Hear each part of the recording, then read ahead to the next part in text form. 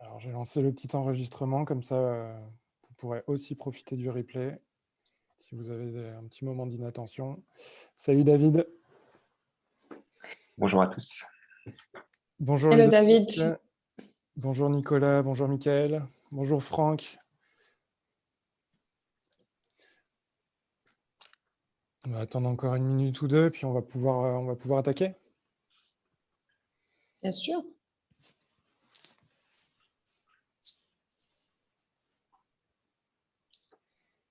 Est-ce que vous pouvez nous dire dans le chat si vous êtes habitué à Azure? Est-ce que vous êtes déjà expérimenté sur le sujet? Est-ce que vous débutez? Est-ce que vous êtes là pour prendre un petit peu d'informations parce que vous avez envie de vous former? Pourquoi vous êtes là? Sur Azure depuis 2 ans?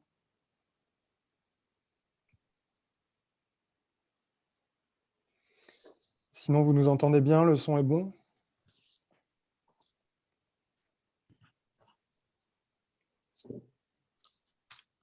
Super. Merci pour le feedback. Ok, on a des gens quand même qui... Ah, c'est bien, on a un peu de tout. Des gens qui sont là pour prendre des infos. Il y en a qui préparent l'assertif. Très bien. Je pense que le webinaire va être utile. Débutant, ok. Tu te questionnes pour passer l'assertif, ok. J'espère que David et Kaoula pourront t'aider à répondre à tes questions. Le son ok jusqu'à maintenant. Travailler que sur AWS, ok. Ok, bon, on va pouvoir attaquer. Alors, on va commencer par se présenter. Vous ne nous connaissez sans doute pas. Moi, je suis responsable marketing de l'offre formation Sphere Institute chez Sphere. Donc, je vais animer ce webinaire. Je vais surtout m'occuper du chat, essayer de suivre vos questions pour les poser à David et à Kaoula. Et donc, c'est un format de webinaire qu'on commence à avoir l'habitude de faire. En fait, on fait des webinaires pour aider à préparer les certifications les plus valorisées du marché. Donc aujourd'hui, on est là pour parler d'une certification Microsoft. Et donc pour ça, je suis très bien entouré, parce que je suis accompagné de David, qui est Microsoft Certified Trainer chez Sphere, qui est multi-certifié sur Microsoft, donc il a l'habitude de passer les certifs Microsoft. Et je suis accompagné aussi de Kaoula, qui nous fait l'honneur d'être là. On est très content de l'avoir, qui est de Microsoft, et donc du coup, qui va pouvoir aussi nous faire une petite présentation des certifications Microsoft. Juste avant de commencer, je vais vous dire quelques mots sur Sphere si vous ne nous connaissez pas. Ça va prendre 2 minutes. Sphere, c'est une société d'expertise en développement, c'est notre ADN. On intervient sur 3 métiers principaux. On intervient aux côtés de nos clients sur une partie stratégique de conseil. On va les accompagner pour essayer de mettre en place leurs plateformes numériques en fonction de leur contexte, de les conseiller au mieux. On a une partie Make Real qui est la partie réalisation sur des langages, sur nos langages de prédilection. Et enfin, on a une partie Learn and Share où on va accompagner nos clients sur de la partie formation pour qu'ils soient autonomes une fois qu'on a fini d'intervenir chez eux, ou alors pour les accompagner sur le long terme sur de la formation continue. Sphere, c'est 700 consultants répartis sur 6 agences en France et au Luxembourg. On a plus de 100 clients actifs, on a 20% de croissance et on forme près de 4000 personnes par an. Donc, dans cette partie de formation, justement, on a une entité à part entière qui s'appelle Sphere Institute et on a une offre de formation à la fois inter-entreprise et on a une offre qui est tout à fait modulable. On est capable de s'adapter aux besoins de nos clients en fonction, que ce soit en distanciel, en présentiel, dans plusieurs langues, anglais, espagnol, arabe. Et puis, on est aussi capable de s'adapter à votre budget. On a une offre tout à fait customisable en fonction de vos besoins. Donc, je vous invite à regarder toutes les formations qu'on peut proposer sur institute.sphere.com à la suite du webinaire. Et je vais tout de suite vous dire ce dont on va parler aujourd'hui. On va passer à la partie agenda. Donc, Kaoula va d'abord vous faire une petite présentation des certifications Microsoft. Ensuite, David va faire un focus sur la certification Azure Engineer DevOps Expert. Il va vous présenter les connaissances qui sont attendues le jour J de l'examen. Et vous allez voir qu'il y a beaucoup de choses à voir. Donc, il va aussi vous conseiller, vous partager son expérience, comment vous former, comment vous accompagner tout au long de votre préparation. Il va vous partager ses trucs et astuces, les choses qu'il a pu identifier, lui, lors de ses différentes certifications, les pépites qu'il a pu trouver en dehors des ressources officielles. Et pour ceux qui sont plus matures, j'en ai vu dans le chat, vous montrer comment est-ce qu'on s'inscrit à l'examen, comment ça se passe le jour J. Et puis, du coup, on prendra un petit peu de temps pour répondre à toutes vos questions à la fin. Du coup, Kaoula, je te mets juste les slides et puis on va pouvoir attaquer. Bien sûr. Bonjour à tous, rebonjour en effet, merci d'avoir pris le temps de m'entendre aujourd'hui. Je m'appelle Khawla Bari, je suis Partner Sales Executive pour les Learning Partners Microsoft en France et en UK. Donc, dans le cadre de mon intervention, si tu peux passer... Donc, dans le cadre de mon intervention aujourd'hui, je voulais un petit peu mettre l'accent sur les certifications Microsoft Azure, comment ils peuvent vous aider à garantir que les membres de votre organisation possèdent les compétences dont ils ont besoin pour relever les défis du monde numérique. Donc, les 3 points qu'on va adresser aujourd'hui, la première, c'est comment développer les bonnes compétences sur Azure. Deuxième, comment fonctionne l'offre Learning Microsoft ainsi que les certifications Azure qu'on a. Et troisièmement, comment identifier les bonnes certifications, soit en fonction de votre rôle actuel ou votre rôle futur. Qu'est-ce que vous voulez faire dans un futur? On a cette certification pour vous.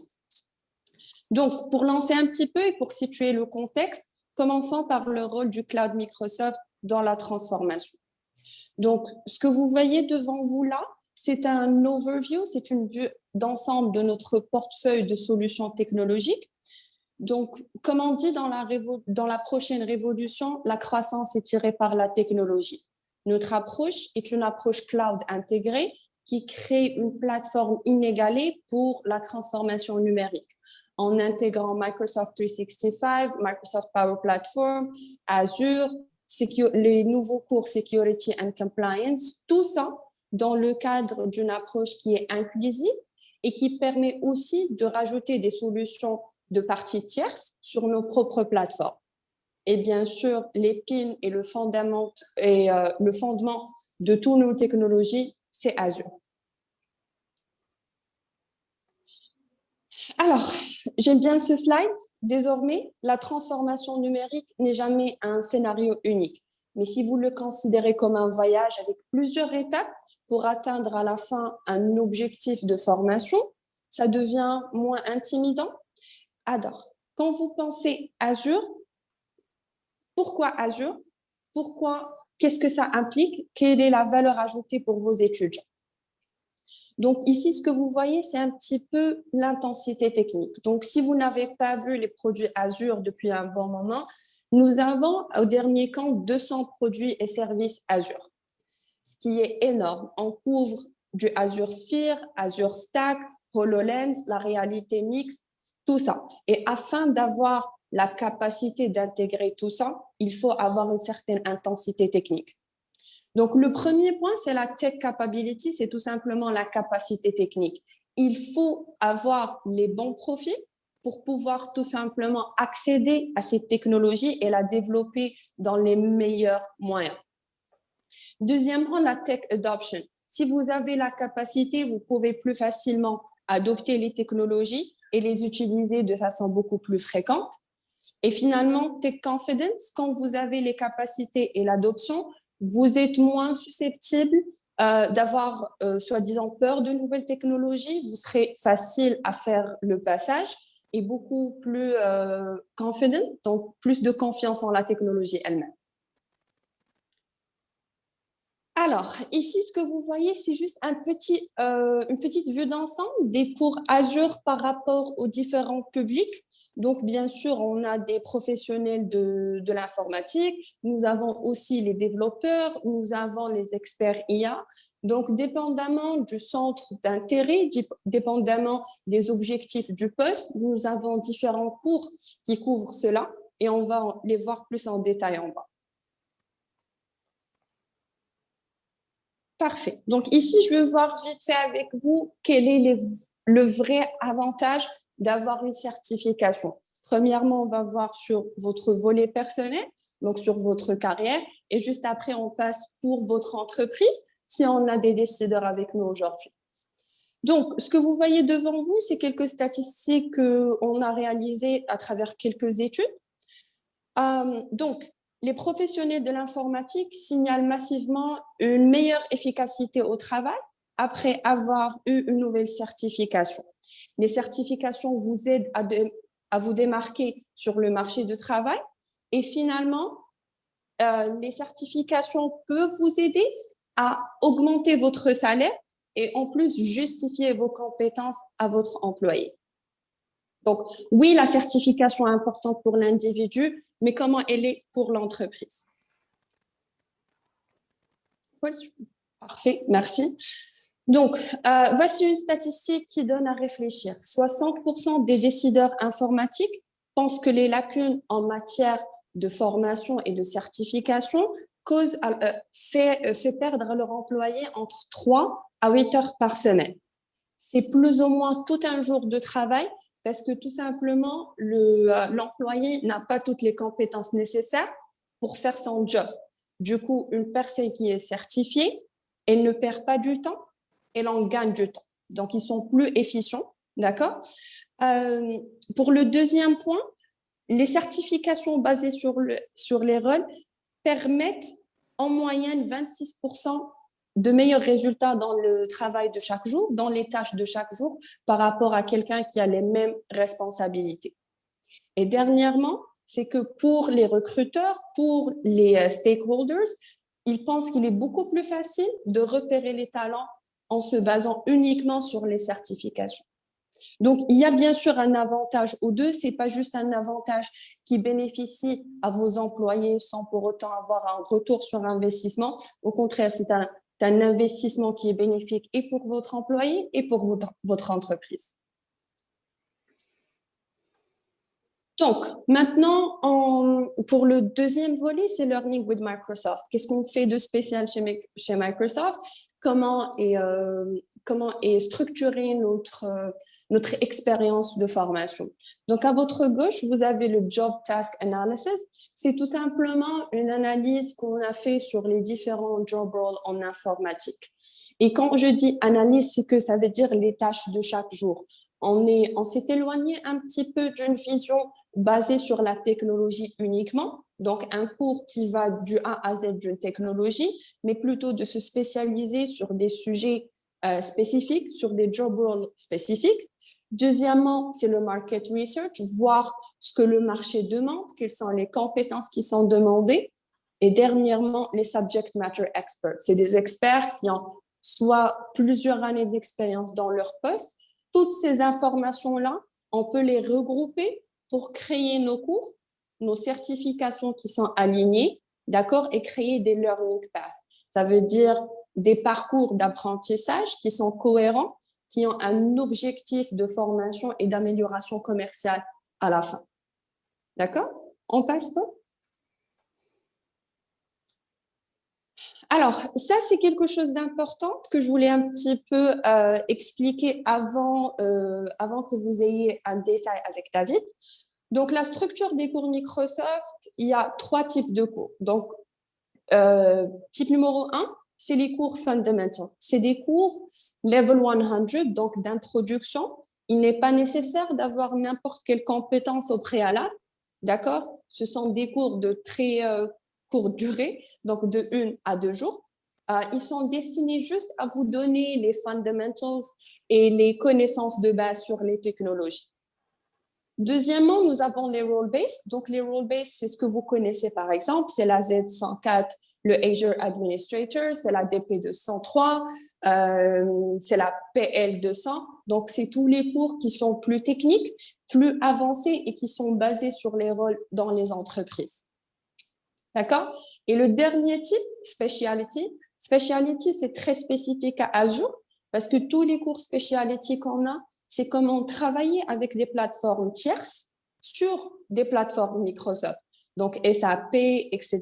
Tous ces cours-là, ils rentrent sur Speciality. Donc, dépendamment de vos besoins de formation et vos compétences, bien sûr, vous pouvez vous situer au moins sur quel type de certification vous voulez commencer.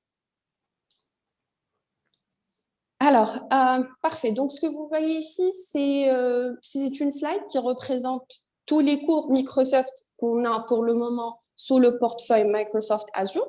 Donc, comme expliqué, en bas, vous avez les fundamentals, donc le Azure Fundamentals, AI et le Data Fundamentals. Donc, vous pouvez tous les prendre sans avoir des connaissances au préalable. Juste un petit peu en haut, vous avez les specialities. Et comme j'ai dit, c'est pour les tierces parties, donc SAP Workloads, IoT Developer. Et en haut, vous avez les role-based qui sont séparés en Associate et Expert. Expert veut dire bien sûr que c'est parmi les cours les plus complexes et les plus développés, avec des prérequis qui sont plus importants. Les Associates, c'est assez accessible dépendamment de vos propres besoins. L'avantage, c'est que tous ces cours-là, ils ont des certifications alignées. Nous avons aussi des roadmaps qui peuvent vous montrer, par exemple, si vous faites ce cours-là, qu'est-ce qu'il faut faire après, qu'est-ce qui est suggéré, qu'est-ce que vous pouvez faire en termes de upscaling. Donc, vous avez accès à toutes ces informations. Et bien sûr, vous pouvez toujours revenir vers Sphère pour leur demander pour X compétences, qu'est-ce qu'on peut faire, quelle certification on peut avoir. Alors, j'ai laissé cette partie pour la fin parce que c'est notre asset, c'est notre point le plus fort, c'est nos learning partners. C'est leur capacité de délivrer du contenu de façon très technique en ayant bien sûr accès au Microsoft Official Courseware, donc le cours officiel Microsoft. En plus, tous les learning partners doivent utiliser des Microsoft Certified Trainers. Donc, c'est des formateurs qui sont très équipés, en plus qui sont certifiés par Microsoft, ayant les capacités pédagogiques nécessaires pour délivrer nos cours. Donc, en termes de livraison, en termes de qualité, nos learning partners peuvent assurer ça. Et encore plus loin, dépendamment de vos besoins, ils peuvent rajouter, ils peuvent enlever du contenu, ils peuvent vous offrir plus de formation que ce que vous avez pensé auparavant. Donc, ils offrent une solution end-to-end, du consulting et de la création du plan de formation jusqu'à la fin de faire une analyse post-assessment. Qu'est-ce qu'on a fait? Quel est le progrès qu'on a et comment on peut faire mieux la prochaine fois. Donc, n'hésitez pas à contacter nos learning partners pour des formations.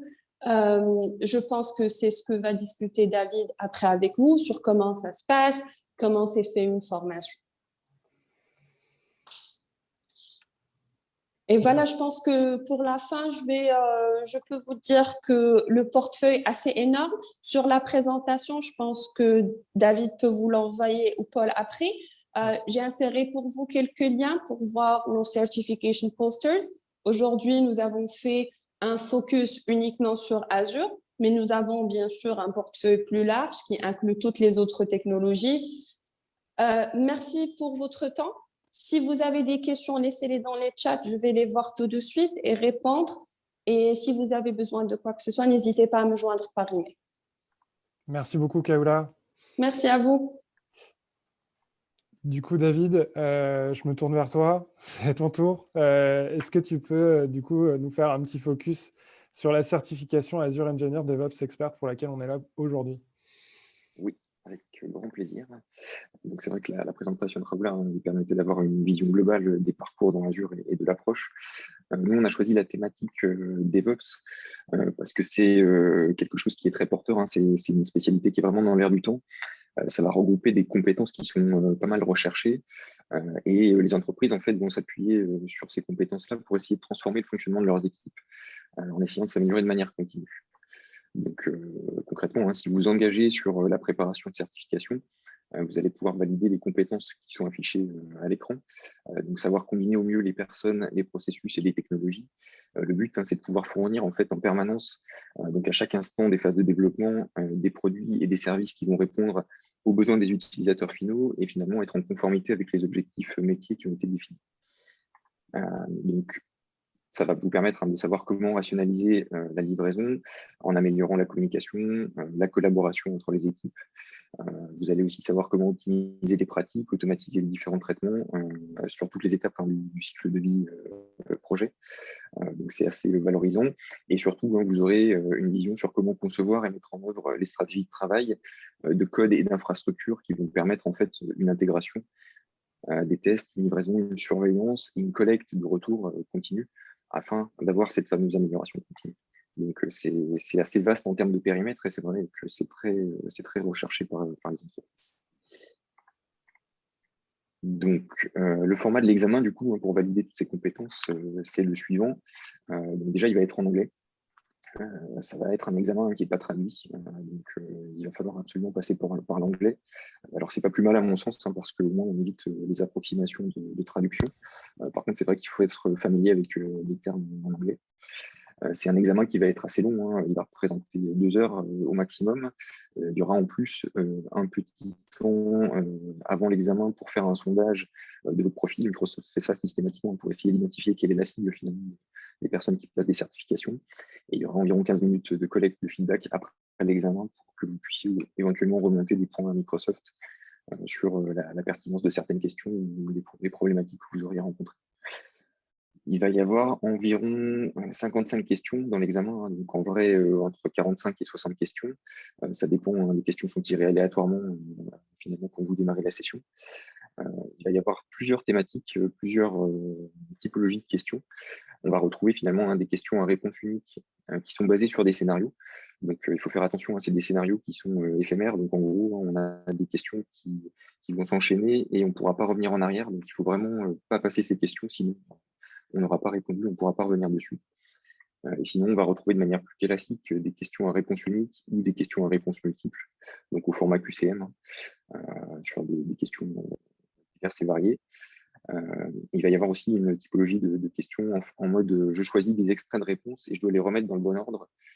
Ça, c'est fait pour voir si on comprend en fait comment mettre en place des solutions de manière globale et pas juste en répondant à des questions spécifiques. Et enfin, il va y avoir 2 études de cas qui sont réparties dans l'ensemble des questions. Donc ça, c'est vraiment une présentation d'un cas concret en entreprise avec des questions pour y répondre de la meilleure des manières.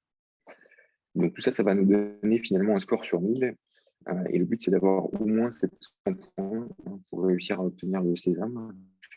Donc ça fait 70%, c'est à la fois élevé et atteignable.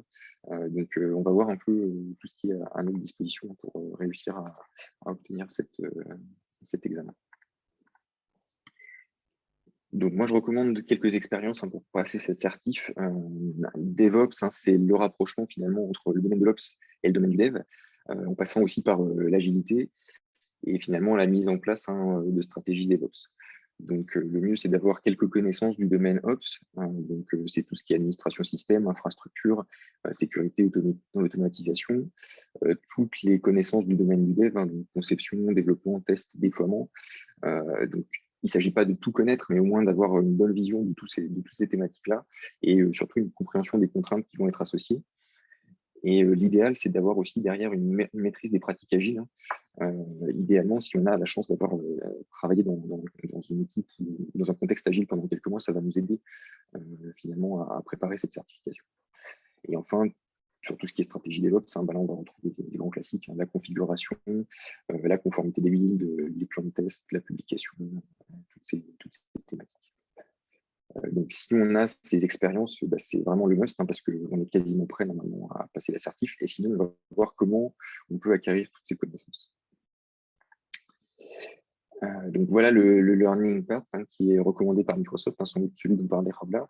On va retrouver finalement en optionnel la partie Azure fondamentale qui va nous permettre finalement de connaître les fondamentaux du cloud et tous les services qui existent, mais de manière assez généraliste, sans rentrer dans les détails, parce que comme Rabla l'a dit, il y en a beaucoup, donc en 2 jours, c'est un peu compliqué de réussir à couvrir toutes ces thématiques. Et une fois qu'on a passé du coup la partie acculturation finalement au cloud, on va pouvoir s'orienter donc soit sur la partie Azure Administrator Associate, soit sur la partie Azure Developer Associate. Il y en a une seule des deux qui est requise pour réussir à obtenir la certification Azure DevOps Engineer. Moi, je pense quand même que si on possède les deux, Ça permet de couvrir de manière plus globale toute la track et finalement, ça va nous simplifier la montée en compétences pour la certification finale.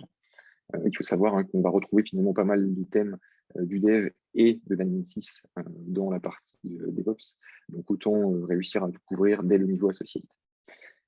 Et enfin, il va y avoir du coup cette grande thématique principale à maîtriser pour la partie Azure DevOps, qu'on va voir en détail juste après. Donc, l'assertif Azure DevOps Engineer Expert, il est vraiment au niveau expert. Donc, comme dit, c'est très vaste et c'est plus difficile à l'obtenir.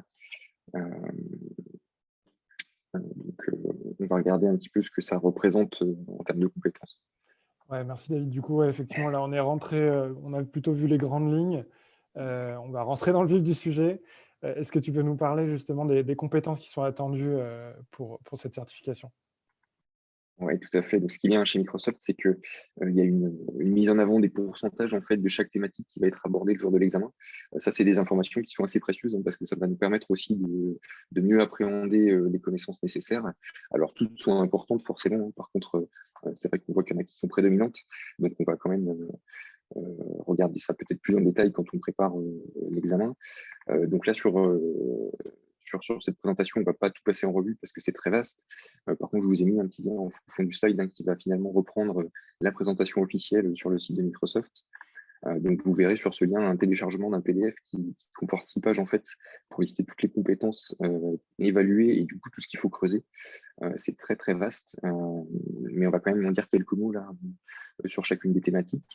Donc, si on prend la première, stratégie d'instrumentation, ça concerne en fait tout ce qui va être conception et implémentation de systèmes de log et de télémétrie, tout ce qui est finalement monitoring des solutions. Donc, c'est très important. Ça va représenter entre 5 et 10% des questions. Il va y avoir une autre thématique sur la stratégie d'ingénierie SRE, donc tout ce qui est Site Reliability Engineering, avec du coup tout ce qui est stratégie d'alerte, stratégie de prédiction des pannes, pour éviter que nos systèmes tombent en panne justement, avec une grosse partie sur le health check et le health monitoring. Il va y avoir une autre thématique sur les plans de sécurité et de conformité. C'est un gros sujet.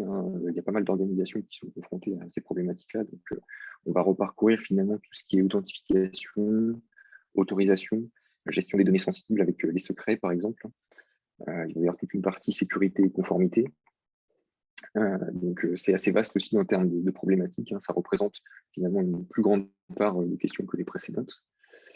Il va y avoir une thématique sur les contrôles de code source. Donc ça, c'est essentiellement la gestion des branches, les stratégies de branching, les pull requests et l'outillage associé.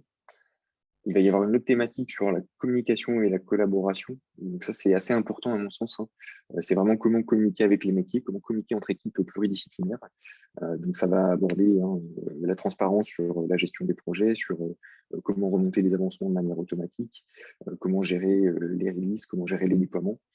Il y aura toute une partie sur la documentation aussi en DevOps, une grosse thématique avec aussi tout ce qui est notification automatique pour essayer d'avoir toutes ces informations en temps réel finalement dans les divers outils qu'on utilise au quotidien.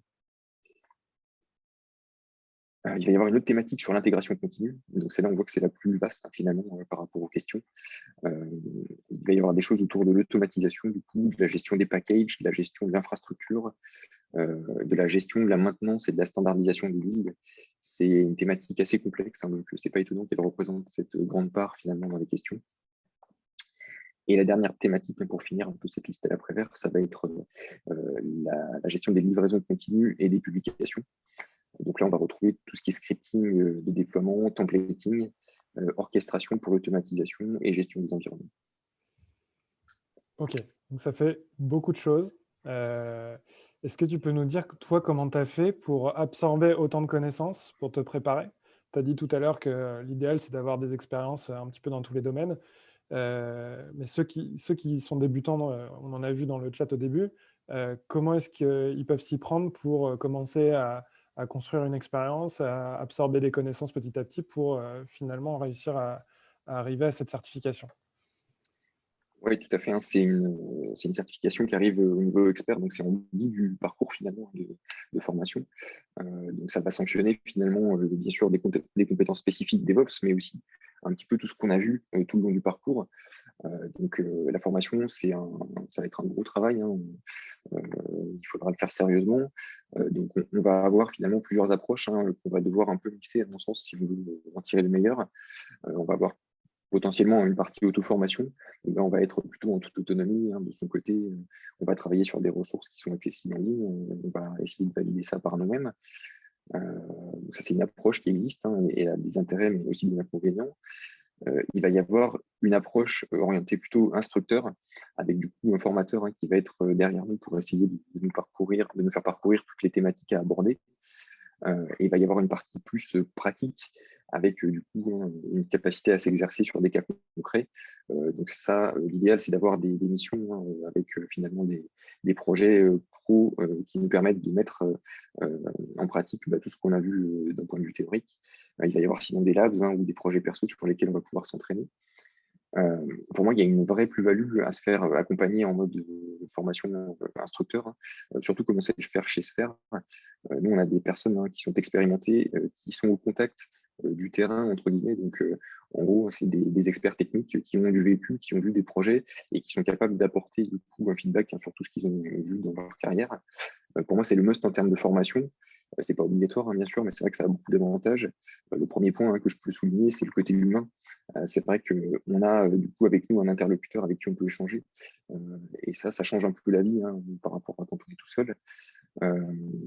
Ça permet d'avoir pas mal de feedbacks qui sont précieux sur des cas concrets de la vraie vie, mais surtout un retour d'expérience sur le parcours de formation. En fait, chaque instructeur, hein, comme l'avait dit Raoula, est certifié, donc il doit avoir finalement traversé le même parcours de formation et de certification que celui que vous passez. Donc il va savoir vous aiguiller et savoir éviter effectivement quelques pièges, ou en tout cas orienter plus vos formations. Donc, en autonomie, on n'a pas forcément cette vision-là, et c'est peut-être un peu plus dur de se métier. Donc on peut essayer d'identifier finalement le meilleur chemin en fonction de son profil et de ses contraintes. On va dire que si on a du temps, on va pouvoir s'orienter sur une auto-formation avec de la pratique. Ça peut se faire, hein, ça va prendre un peu de temps. Donc il va falloir s'astreindre à un certain rythme, hein, sinon on peut vite laisser tomber. Si on est pressé, on va plutôt pouvoir s'orienter vers un instructeur qui va nous fournir des formations officielles. Je pense que ça va vraiment nous faire gagner du temps, tout simplement, hein, parce qu'on va pouvoir voir plus de choses dans un laps de temps plus court avec un formateur. Lui, il sait vraiment quels sont les pointeurs, il sait comment nous orienter vers les meilleures ressources. Il va savoir nous imprégner plus facilement de toutes ces connaissances, en insistant sur les points qui sont importants. Donc, on va avoir cet échange direct qui va faire monter plus rapidement en compétences, et on va pouvoir éviter les écueils, parce qu'on sait vraiment quelles sont les problématiques à adresser. Et après, si on veut maximiser ces chances de réussite, il faut compléter cette partie instruction avec de la pratique. Ça, c'est vraiment fondamental. Moi, je crois beaucoup en la pratique, hein. Juste la théorie, c'est bien. Par contre, ça ne permet pas d'avoir un vrai recul sur tout ce qu'on a vu.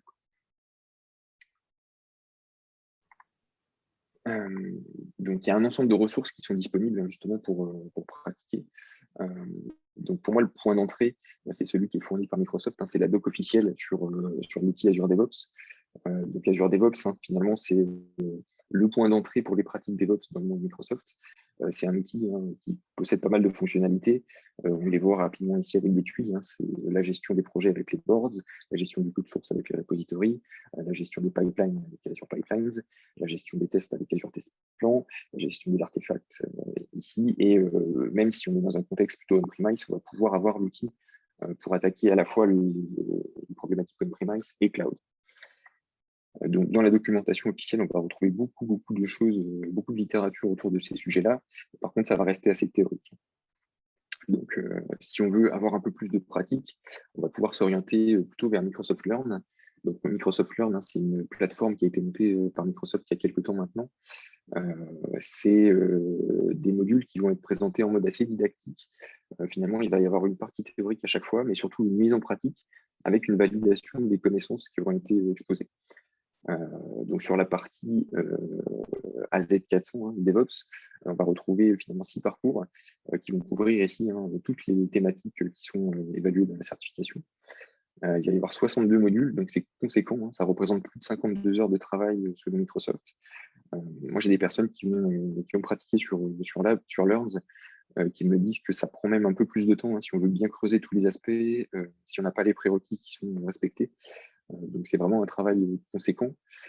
Par contre, je trouve que le parcours est très bien mené, hein. Il y a une espèce de gamification avec des points. On peut suivre un petit peu sa progression sur chacun des parcours.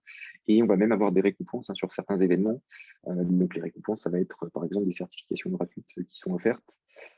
Et notamment, on a la conférence Inspire qui commence la semaine prochaine chez Microsoft.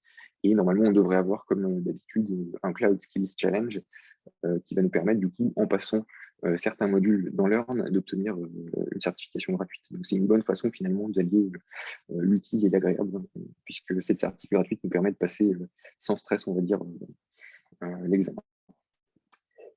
Donc, le contenu hein, sur AZ400 est vraiment de bonne qualité. C'est une bonne façon de prendre en main le sujet. Donc, il ne faut pas hésiter à se confronter à ça. Si on veut pousser un peu plus la pratique encore, il y a des labs officiels sur Azure DevOps hein, qui vont permettre de recouvrir vraiment tous les items de l'outil. Donc, la gestion agile, la gestion des repos, la gestion des pipelines, la gestion des tests, le travail collaboratif. Tout ça, c'est vraiment décliné sur plein de labs différents. Donc là, c'est vous qui serez pris par la main finalement pour mettre en pratique, mettre en place toutes ces problématiques-là au sein d'Azure DevOps. C'est une bonne façon de bien compléter sa formation. Et enfin, si on veut vraiment maximiser son taux de réussite, je vous ai pointé quelques ressources complémentaires qu'on va pouvoir retrouver sur Internet. Il y a toute une partie littérature sur la gauche. J'ai trouvé un format assez intéressant en mode bullet points.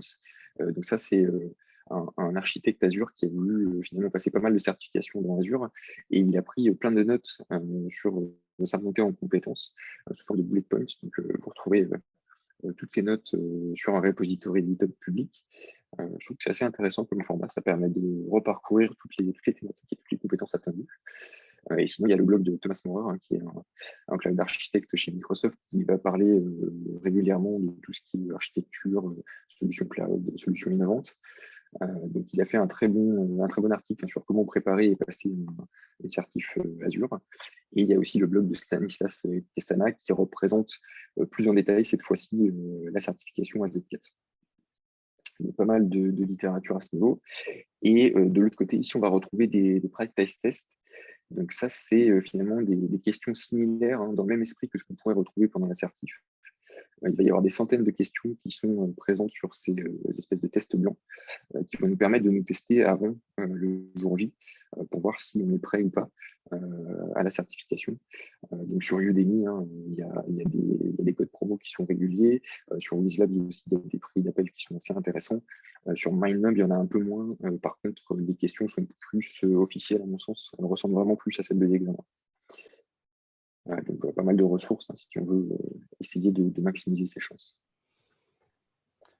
Merci pour toutes les petites pépites. Je vous ferai un mail hein, où je vous renverrai le lien des slides et puis aussi des pépites que David vient de présenter. C'est le moment où tu commences à nous partager tes conseils pour le jour J, pour comment, toi, du haut de ton expérience, c'est quoi qui paye le jour J dans les petits trucs en plus? Bah, c'est vrai que passer une certif, c'est toujours un peu stressant, hein, même si on se sent prêt. C'est toujours un peu une remise en question de notre niveau. Ça sanctionne quand même un certain nombre de compétences, donc voilà, il ne faut pas le prendre à la légère. Pour moi, c'est quand même une montée en compétences qui doit s'inscrire dans la pratique. Donc on a vu, hein, il y a pas mal de choses pour réussir à acquérir un petit peu ces connaissances. Par contre, le but pour moi, c'est pas forcément d'ingérer plein d'informations théoriques en un seul coup. Hein. Je pense que ça, c'est pas vraiment suffisant. Le mieux, en tout cas, ce qui marche le mieux, à mon sens, hein, c'est une mise en pratique derrière. Donc, il faut essayer de bien profiter des ressources gratuites que j'ai listées avant. Et surtout, essayer de trouver son rythme d'apprentissage et s'y tenir. Si on décide d'y aller, c'est pour de bonnes raisons. Par contre, voilà, il faut pas s'arrêter au bout d'une semaine et se dire ah, mais ça demande du temps. C'est vrai, c'est le cas. Par contre, voilà, il faut peut-être faire 20 minutes par jour, 30 minutes par jour, ou alors travailler juste le week-end. Ça, c'est à vous de voir qu'est-ce qui marche le mieux pour vous. Mais c'est important de s'y tenir parce que sinon, en fait, on n'y arrive jamais, quoi. Donc nous, chez Sphere, on a l'avantage de réussir parfois à créer des groupes de travail. Et du coup, on s'allie en fait, on allie nos forces, on combine nos forces pour essayer d'aller récupérer ce sésame. Et on crée de l'émulsion comme ça autour d'une thématique commune. Et il y a pas mal de choses positives qui en ressortent. Donc c'est beaucoup de motivation finalement et de rigueur qu'on arrive à se donner mutuellement. Après, d'un point de vue plus pratique par rapport aux questions qui sont posées dans l'assertif, moi j'ai discuté avec d'autres collègues qui ont passé cette certif-là. C'est vrai qu'on a remonté quelques questions spécifiques techniques autour de lignes de commande Git. Il y avait des choses au niveau du clean, des repositories en locaux, que des pros, des GC, ce genre de commandes qu'on fait peut-être pas tous les jours, donc c'est important de les revoir. Il y avait des choses au niveau de l'Azure CLI et du PowerShell pour déployer des ressources, pour gérer des ressources. Donc ça, c'est pareil, c'est des scripts qu'on ne va pas forcément faire tous les jours, mais c'est important d'avoir en tête au moins la philosophie des commandes qui sont à disposition. Il va y avoir des déploiements avec Azure Kubernetes Services. Il y a des commandes et pas mal de Dockerfiles à compléter ou à analyser. Donc voilà, revoir un petit peu les basiques par rapport à ça. C'est pas des choses extrêmement farfelues. Par contre, il faut connaître au moins les basiques de ces outils. Il va y avoir aussi des choses au niveau des policies Azure, de la gestion des droits et des accès en mode role-based. Donc ça, c'est des choses qu'on retrouve beaucoup dans la partie admin 6, la Z104. Donc il faut les revoir. Enfin, il va y avoir toute une thématique autour des pipelines Azure DevOps. Donc ça, c'est des choses à maîtriser, à la fois en format what you see is what you get, et aussi en format YAML, plus en script, quoi. Et enfin, à une époque, il y avait des labs qui étaient inclus dans l'examen, donc il fallait vraiment pratiquer. Ces labs, en fait, ont été remplacés par des captures d'écran du portail Azure qu'il va falloir compléter en fait avec des actions. Donc il faut quand même avoir pratiqué dans Azure, sinon on ne va pas forcément comprendre qu'est-ce qu'il faut faire et on ne connaîtra pas le portail, donc on va être un peu déboussolé. Donc ça, c'était les questions un peu spécifiques que j'ai lues. Et après, il y a plein de choses sur les généralités qu'on a déjà listées avant. Donc après, plus par rapport à l'examen en tant que tel et aux conditions d'examen, il y a deux approches possibles. Microsoft s'appuie sur Pearson VUE pour faire passer les examens. Donc on va avoir une approche en centre physique qui commence du coup à être possible de nouveau avec l'amélioration du contexte sanitaire. Et il y a l'approche en ligne. Si on passe l'examen en centre physique, moi je conseille de bien connaître l'emplacement du centre pour pouvoir s'y rendre sans être en retard. Donc savoir comment y aller, savoir comment se garer, savoir s'il n'y a pas trop de bouchons. Donc le but, à mon sens, c'est quand même d'arriver en avance. Le check-in peut être un peu long, on arrive dans des entreprises, donc il faut passer par un accueil, il faut faire l'enregistrement avec les signatures, il faut montrer ses pièces d'identité, il faut enlever tout ce qui est montre, accessoires numériques, donc téléphone, tout ça. Et après seulement on peut commencer l'examen. Donc voilà, ça peut demander un certain temps. Je pense qu'il faut arriver facilement 15 minutes en avance et prendre en compte tous les facteurs extérieurs qui peuvent nous faire perdre un peu de temps. Et si on le passe en ligne, donc ça on peut le faire soit depuis chez soi, soit depuis son entreprise. Par contre, il faut trouver une pièce calme, lumineuse, où on ne sera pas dérangé. Il faut savoir que si quelqu'un rentre pendant l'examen, on risque la disqualification. Donc, essayez de fermer à clé la pièce, ou en tout cas, mettez un écriteau. Il faut ranger cette pièce, donc il ne faut pas vivre à côté du poste de travail, il ne faut pas de matériel informatique à côté du PC.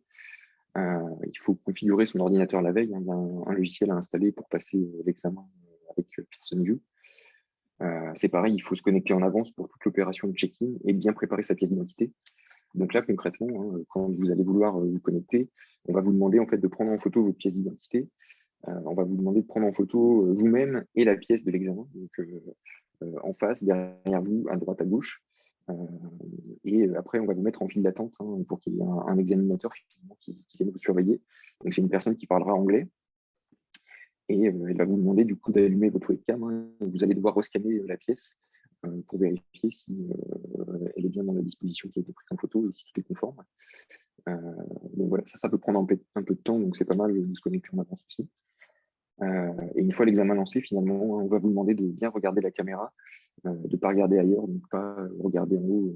C'est vrai qu'en fonction des personnes, on a tendance un peu à se gratter la tête, regarder en l'air, parler tout seul. Ça, faut essayer de ne pas le faire, parce que sinon, l'examinateur qui vous surveille va vous rappeler à l'ordre et voilà, ça peut être considéré finalement comme des tentatives de triche. Donc, ce serait dommage d'être éliminé à cause de ça. Et enfin, par rapport à mes feedbacks, l'examen, on l'a vu, hein, il va recouvrir beaucoup de thématiques. Ça risque d'être un peu long. Il va falloir gérer son temps, hein. Il y a 2 heures à peu près pour 55 questions, donc ça va faire 2 minutes par question. Il faut essayer de gérer son temps au mieux. Je pense que le mieux, c'est de répondre en priorité aux questions qu'on maîtrise et de passer du coup rapidement sur les questions un peu plus difficiles pour y revenir plus tard. Alors par contre, attention juste, hein, au type de questions en mode scénario où on ne pourra pas revenir dessus. Donc c'est là, il faut absolument les traiter chronologiquement. Par contre, le reste, oui, ça peut être intéressant d'y revenir plus tard pour se concentrer sur les questions qu'on considère faciles. Et enfin, je conseille de toujours répondre aux questions, hein. Il n'y a pas de pénalité appliquée aux réponses fausses. Donc si on ne sait vraiment pas, autant tenter sa chance. Après, voilà, vous ne saurez pas tout, hein. Il ne faut pas paniquer, il faut rester détendu, hein, et méthodique. Ce sera normalement quelque chose que vous aurez bien travaillé. Donc voilà, les questions, même si vous n'avez pas forcément les réponses du tac au tac, elles vont venir. Et puis, à défaut, choisissez celle qui représente la meilleure solution selon vous. Si c'est bien préparé, ce sera suffisant pour obtenir la certificat. Super. Du coup, quand on a fait tout ça, quand on se sent prêt, mature, bien préparé, je sais qu'il y en a qui ne sont pas loin de l'être dans le chat. Comment ça se passe pour s'inscrire à l'examen et pour passer l'examen? Alors ça, c'est la partie la plus simple. Donc en fait, hein, l'inscription, elle a un coût. Effectivement, c'est 198 € TTC pour le passage de la certification. Donc il faut utiliser un compte Microsoft. Moi, je conseille, hein, de prendre un compte Microsoft personnel en fait pour faire suivre votre certification tout au long de votre carrière.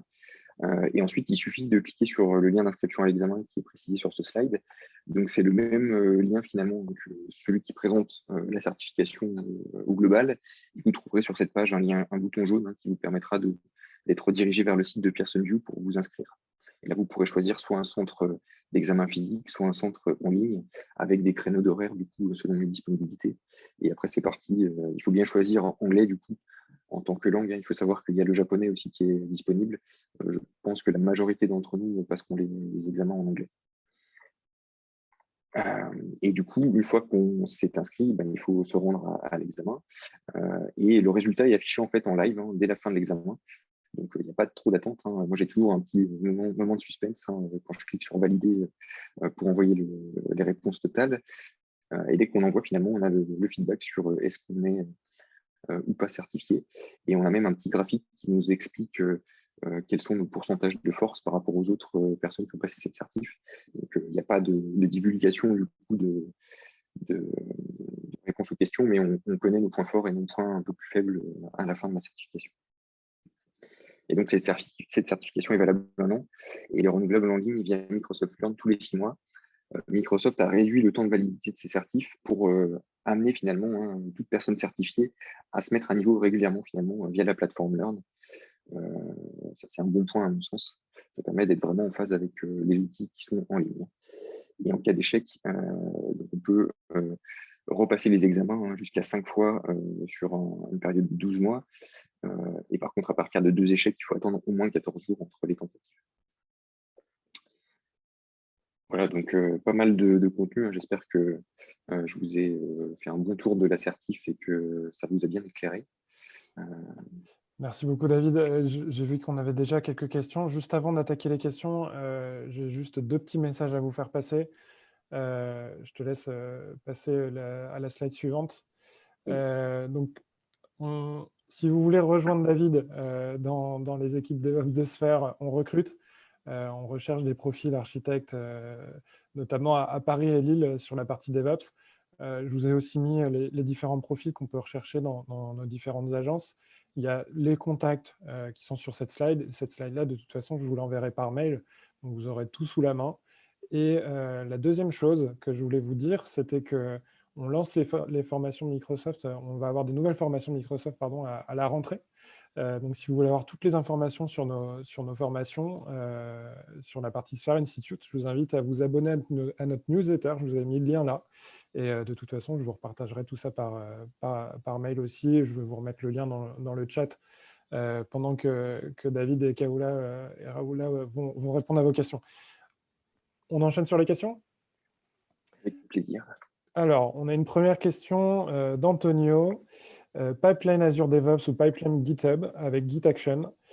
Point d'interrogation. Git Action est en train de prendre de l'ampleur. Est-ce différent des pipelines Azure ? Alors effectivement, dans l'assertif, ça va plutôt être orienté pipeline Azure DevOps. Toute la partie action dans GitHub, c'est un peu nouveau, entre guillemets, mais c'est bien la même philosophie. Donc Microsoft essaye de mutualiser finalement ses forces de développement. J'ai eu la chance de les voir plusieurs fois à Paris ou en distanciel pour parler justement de ces thématiques. Avec le rachat de GitHub, finalement, ils essayent de converger sur un usage qui soit à peu près cohérent entre les outils. Donc oui, je pense qu'à terme, il y aura du GitHub Action qui sera introduit dans l'assertif, enfin dans la question de l'examen. Il faut savoir que les contenus sont revus assez régulièrement. Quand c'est 6 mois, c'est déjà tard pour avoir une revue de l'examen.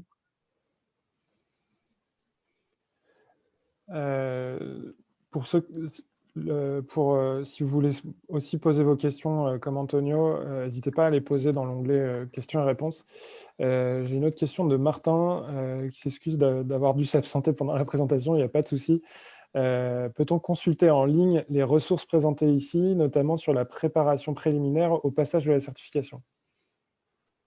Oui, on va envoyer toutes ces informations-là, comme ça vous les aurez avec tous les pointeurs. Donc le but, oui, c'est bien d'avoir plein de ressources à disposition, même de manière gratuite, pour s'entraîner et pour préparer tout ça. Il ne faut pas hésiter à même abuser de ces contenus. C'est vraiment formateur et ça vous apprendra à avoir les bons réflexes pour le jour de l'examen. Et une question de Bilal, renouvelable chaque 6 mois, des frais à payer pour chaque renouvellement ? Alors, je réponds à cette question. Donc, juste pour corriger un petit point, les certifications Microsoft sont valides pour 1 an, pas pendant 6 mois. L'ancienne durée de validité, c'était 2 ans.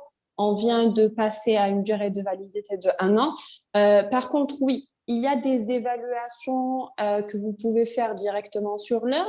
Disons par exemple que la Z400, il y a une petite modification. Une fois que vous visitez Microsoft Learn, vous verrez quels sont les modules de transition que vous devez faire et repasser l'examen en ligne. Alors, il n'y a pas de frais, c'est gratuit et ça n'engendre aucun coût supplémentaire, que ce soit pour vous ou pour l'entreprise. Ouais, je pense que c'était dans l'intérêt de Microsoft de ne pas faire payer ces mises à jour. C'est plus pour être toujours en phase avec le marché. Je pense que c'est une vraie bonne approche. Et comme tu le dis, là, c'est vrai qu'il y a la mise en avant des modules finalement qui sont un peu nouveaux. Donc c'est vraiment bien pensé, je trouve. Ouais, et même si c'est disponible en ligne, n'hésitez toujours pas quand même de revenir vers les partenaires parce que c'est pas toujours évident, les modules et les transitions, etc.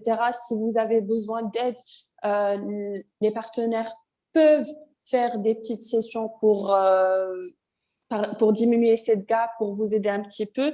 Donc, si c'est difficile, revenez toujours vers les learning partners. Il y a toujours un autre moyen pour vous aider. Très clair. On a Joël qui nous demande la durée d'une certif AZ104. Et en fait, elles vont avoir toute la même validité. Toutes les certifs role-based vont basculer sur ce schéma-là. Donc, elles sont toutes valides 1 an et renouvelables. En gros, c'est tous les 6 mois qu'il y a des nouveautés à peu près. Il faut repasser du coup sur Learn. Et effectivement, qu'on peut présenter plus en détail avec des formations dédiées s'il faut. Ok. Est-ce que vous avez d'autres questions dans le chat ?